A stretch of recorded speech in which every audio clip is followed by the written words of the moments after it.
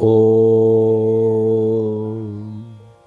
तव कथामृतं तप्तजीवनं कविभिरीडितं कल्मषापहं श्रवणमङ्गलं श्रीमदाततं भुवि गृह्णन्ति ये भूरिदा जनाः। শ্রী শ্রী রামকৃষ্ণ কথামৃত পঞ্চম ভাগ, প্রথম খণ্ড, তৃতীয় পরিচ্ছেদ। এইরূপ নানা স্থানে শ্রীযুক্ত কেশবচন্দ্র সেনকে শ্রীরামকৃষ্ণ কথাচ্ছলে নানা উপদেশ দিয়াছিলেন। বেলঘরের বাগানে প্রথম দর্শনের পর কেশব 28 মার্চ 1875 রবিবার মিরর সংবাদপত্রে লিখিয়াছিলেন, আমরা অল্পদিন হইল দক্ষিণেশ্বরে পরমহংস রামকৃষ্ণকে বেলঘরের বাগানে দর্শন করিয়াছি। তাহার গভীরতা, অন্তর্দৃষ্টি, বালক স্বভাব দেখিয়া আমরা মুগ্ধ হইয়াছি। তিনি শান্ত স্বভাব, কোমল প্রকৃতি, আর দেখিলে বোধ হয় সর্বদা যোগেতে আছেন। এখন আমাদের বোধ হইতেছে যে হিন্দু ধর্মের গভীরতম প্রদেশ অনুসন্ধান করিলে কত সৌন্দর্য, সত্য ও সাধুতা দেখিতে পাওয়া যায়। তা না হইলে পরমহংসের ন্যায় ঈশ্বরীয় ভাবে ভাবিত যোগী পুরুষ কিরূপে দেখা যাইতেছে। 1876 জানুয়ারি আবার মাঘোৎসব আসিল। তিনি টাউন হলে বক্তৃতা দিলেন। বিষয় ব্রাহ্ম ধর্ম ও আমরা কি শিখিয়াছি, আওয়ার ফেথ অ্যান্ড এক্সপেরিয়েন্সেস। তাহাতেও হিন্দু ধর্মের সৌন্দর্যের কথা অনেক বলিয়াছিলেন। শ্রীরামকৃষ্ণ তাহাকে যেমন ভালোবাসিয়াছিলেন, কেশবও তাহাকে তদ্রূপ ভক্তি করিতেন।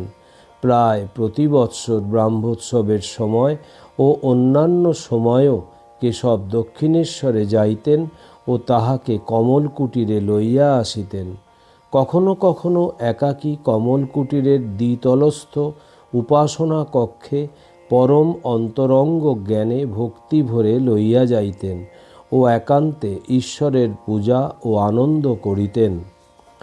1879 ভাদ্রোৎসবের সময় আবার কেশব শ্রীরামকৃষ্ণকে নিমন্ত্রণ করিয়া বেলঘরের তপবনে লইয়া যান।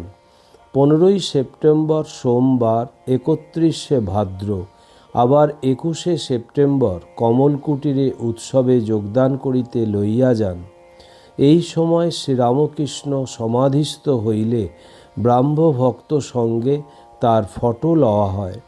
ঠাকুর দণ্ডায়মান সমাধিস্থ, হৃদয় ধরিয়া আছেন।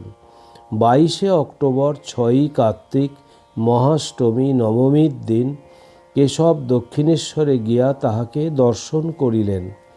1879 29 অক্টোবর বুধবার 13 কার্তিক 1286 কোজাগর পূর্ণিমায় বেলা 1টার সময় কেশব আবার ভক্ত সঙ্গে শ্রীরামকৃষ্ণকে দক্ষিণেশ্বরে দর্শন করিতে যান।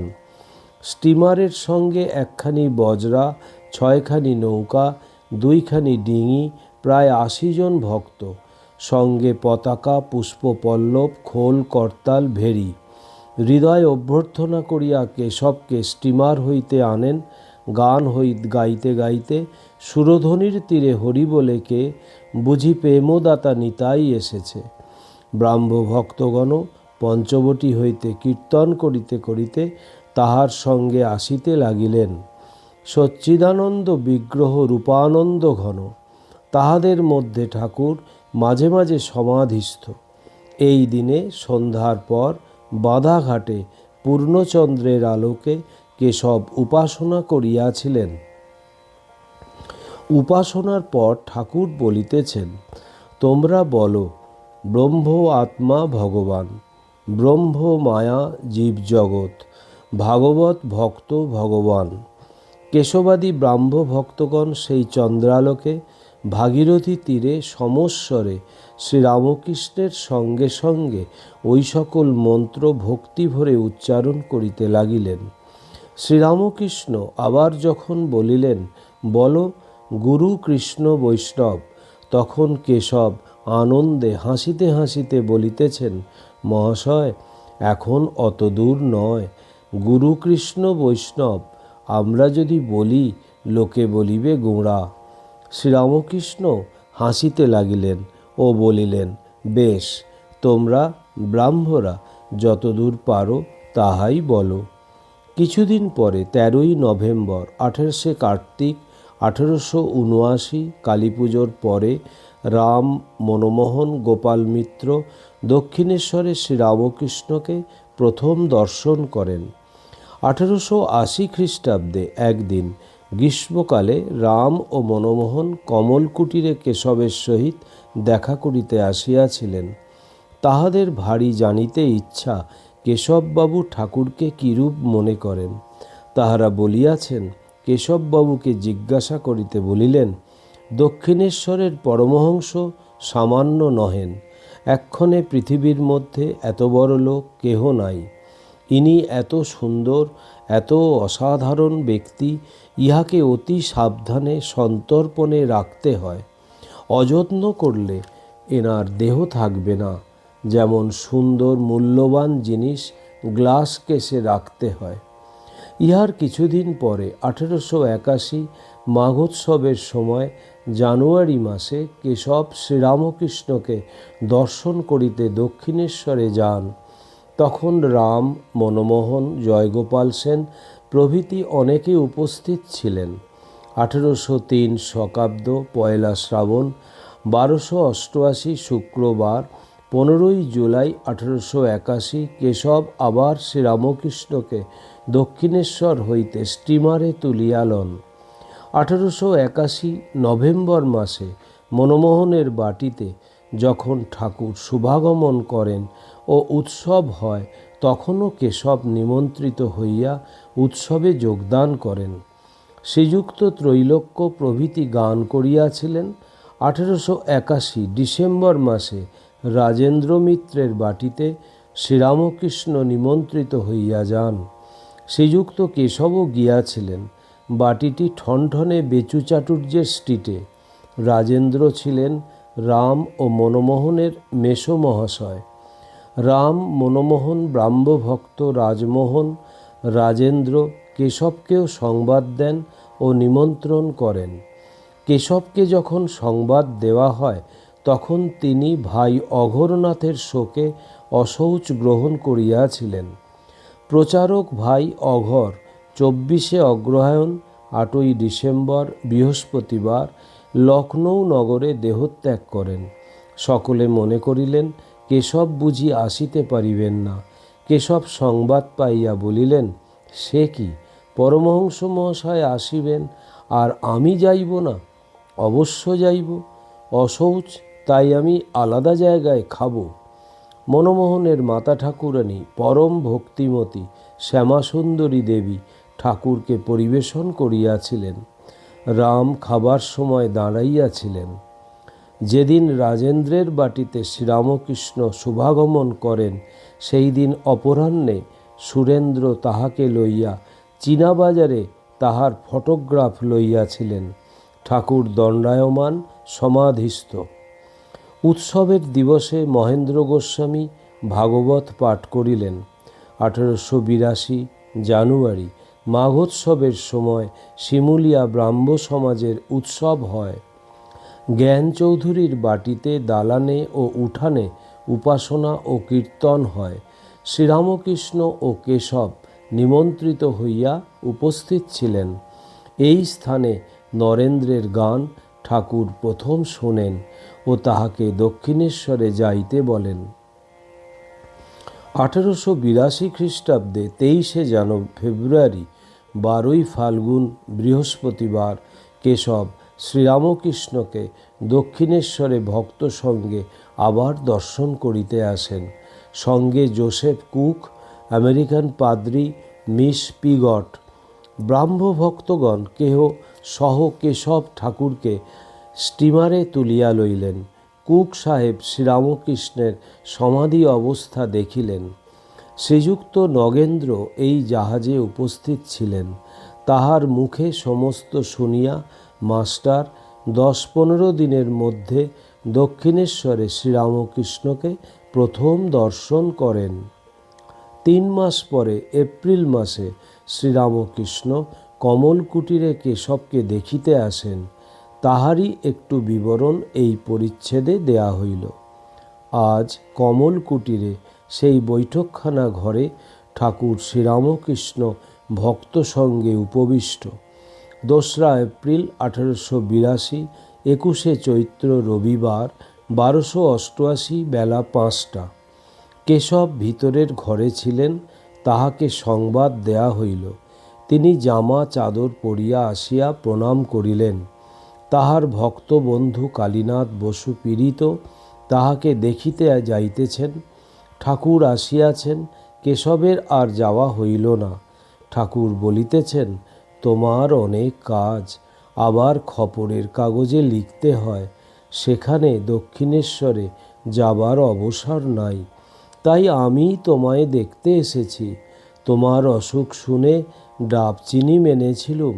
মাকে বললুম, মা, কেশবের যদি কিছু হয় তাহলে কলিকাতায় গেলে কার সঙ্গে কথা কইব? শ্রীযুক্ত প্রতাপাদি ব্রাহ্ম ভক্তদের সহিত শ্রীরামকৃষ্ণ অনেক কথা কহিতেছেন। কাছে মাস্টার বসিয়া আছেন দেখিয়া তিনি কেশবকে বলিতেছেন, ইনি কেন ওখানে দক্ষিণেশ্বরে যান না? জিজ্ঞাসা করো তো গা। এত ইনি বলেন মাক ছেলেদের উপর মন নাই। মাস্টার সবে কিঞ্চিদধিক 1 মাস ঠাকুরের কাছে যাতায়াত করিতেছেন। শেষে যাইতে কয়দিন বিলম্ব হইয়াছে, তাই ঠাকুর এই রূপ কথা বলিতেছেন। ঠাকুর বলিয়া দিয়াছিলেন, আসতে দেরি হলে আমায় পত্র দেবে। ব্রাহ্মভক্তেরা শ্রীযুক্ত সমাধ্যায়ীকে দেখাইয়া ঠাকুরকে বলিতেছেন, ইনি পণ্ডিত, বেদাদি শাস্ত্র বেশ পড়িয়াছেন। ঠাকুর বলিতেছেন, হ্যাঁ, এর চক্ষু দিয়া এর ভিতরটি দেখা যাচ্ছে, যেমন সারসির দরজার ভিতর দিয়া ঘরের ভিতরকার জিনিস দেখা যায়। শ্রীযুক্ত ত্রৈলোক্য গান গাইতেছেন। গান গাইতে গাইতে সন্ধ্যার বাতি জ্বালা হইল। গান চলিতে লাগিল। গান শুনিতে শুনিতে ঠাকুর হঠাৎ দণ্ডায়মান, আর মার নাম করিতে করিতে সমাধিস্থ। কিঞ্চিৎ প্রকৃতিস্থ হইয়া নিজেই নৃত্য করিতে করিতে গান ধরিলেন, সুরা পান করি না আমি, সুধা খাই জয় কালী বলে। মন মাতালে মাতাল করে, মদ মাতালে মাতাল বলে। গুরুদত্ত গুরু লয়ে, পবিত্রিতায় মশলা দিয়ে। জ্ঞান শুনিতে চোঁয়ায় ভাটি, পান করে মোর মন মাতালে। মূল মন্ত্র যন্ত্র ভরা, শোধন করি বলে তারা। প্রসাদ বলে এমন সুরা খেলে, চতুর্বর্গ মেলে।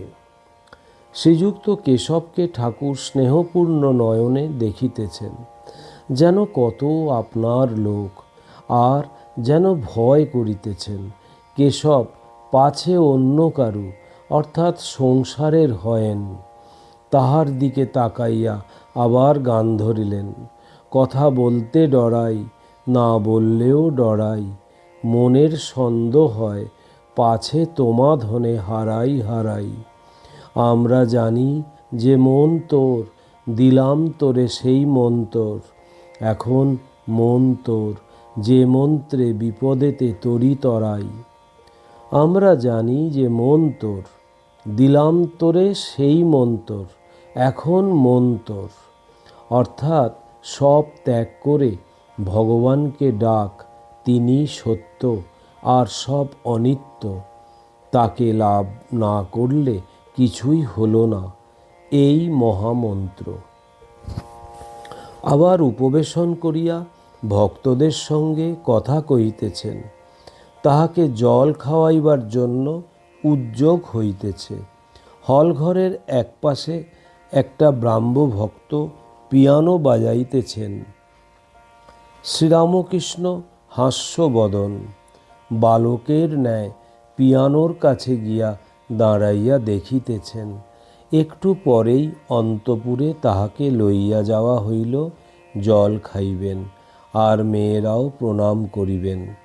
ঠাকুরের শ্রীরামকৃষ্ণের জল সেবা হইল। এইবারে তিনি গাড়িতে উঠিলেন। ব্রাহ্মভক্তেরা সকলেই গাড়ির কাছে দাঁড়াইয়া আছেন। কমলকুটির হইতে গাড়ি দক্ষিণেশ্বর মন্দিরাভিমুখে যাত্রা করিল। ওম নিরঞ্জনম নিত্যম অনন্তরূপম ভক্তানুকম্পাধীত বিগ্রহং বৈ ঈশাবতারম পরমেশমিড্ডম তং রামকৃষ্ণম শিরসা নমামহম। শ্রীরামকৃষ্ণ অর্পণমস্তু।